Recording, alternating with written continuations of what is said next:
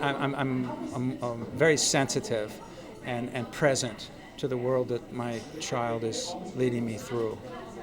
You know, so to come down and realize that it's not all about me, but it takes all of me to be present for the child, to be for the child. Like I have a thing now that goes on, I share with you. My child's 4.5, it's a boy. I wrestle with him every day for about an hour. He's tough, and it's a contact, but we're wrestling, and it helps him grapple and wrestle with, I think, the bigger world at large, to be able to wrestle with it. And to do it out of fun, because and to bring a sense of humor to it is really important. He's having a ball, we're laughing most of the time. But it's a real war, it's a real engagement, you know. Yeah. It's really cool. Very cool.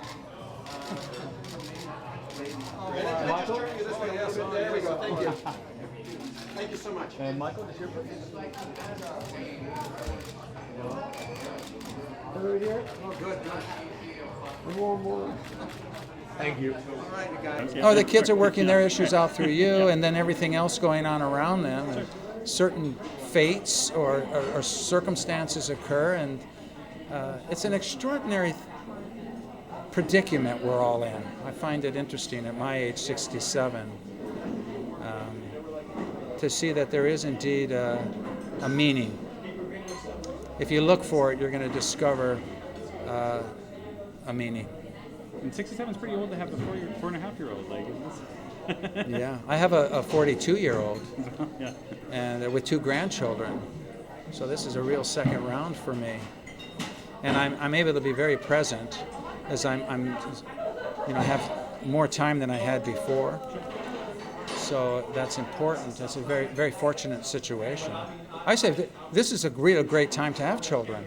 Yeah, you can chill and say, let's play. Yeah, that time, to take the time out to wrestle with your kid.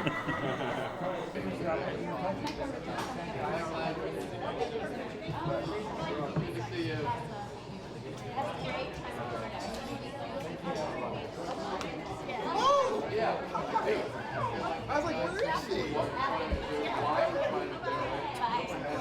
You know, and again, I have sort of I personally resonate with the kind of deficiency or dysfunctionalism that arises when you do not have a father. You know, that's a tough one. That's a tough one. But it's not like an organization can fix that either. Like, well, no, but it can assist in developing a certain ethos and to recognize the color of your fur. It's not going to fix the fact that you didn't have a father. That's absolutely true. But it helps you understand certain ways you've gotten yourself into kinds of trouble, you know, because of not having the presence of a father. You know? Are you talking about yourself? Or I'm talking about the men I've talked to today.